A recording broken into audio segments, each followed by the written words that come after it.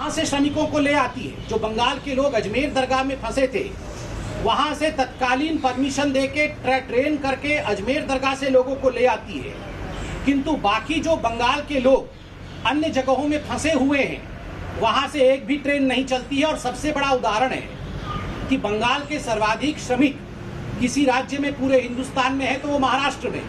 मगर आपको जान के आश्चर्य होगा, महाराष्ट्र से बंगाल ने अभी तक एक भी ट्रेन चलने की अनुमति नहीं दी है, जिसका नतीजा हम बांद्रा में, जिसका नतीजा हम महाराष्ट्र के कई सड़कों पर आज हम देख रहे हैं। इसका जवाब कौन देगा?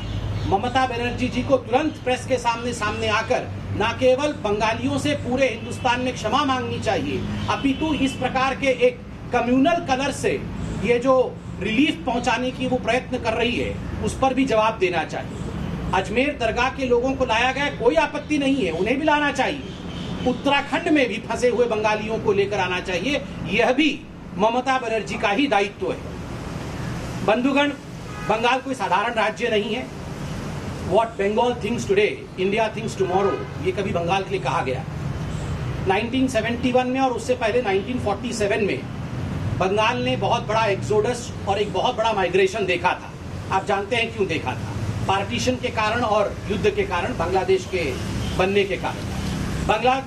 बंगाल ने बहुत कुछ सहा है और आज भी ममता बनर्जी के निर्मम एटीट्यूड के कारण, उनकी निर्मम मनोवृत्ति के कारण पूरे हिंदुस्तान में बंगाल के जो श्रमिक हैं वो बहुत कुछ सह रहे हैं। इस पर राजनीति नहीं होनी चाहिए। प्रत्येक राज्य सरकार का कर्तव्य है कि वो श्रमिकों को लेकर सेंसिटिव हो। केंद्र सरकार ने हर प्रकार से राज्य सरकार को जो सहूलियत देना चाहिए श्रमिकों के लिए, शेल्टर होम, 3 वक्त का भोजन, प्रत्येक भोजन 100 रुपए की है, ये कल निर्मला सीतारमण जी ने खुद कहा। उनके राशन के लिए पहले 3 महीने का किया गया था, वो 2 महीने के लिए एक्सटेंड करना, ये सारी व्यवस्था केंद्र सरकार ने किया। हर बात पे राजनीति ना करिए। जो श्रमिक हैं वो हमारी आत्मा है, हिंदुस्तान की आत्मा है।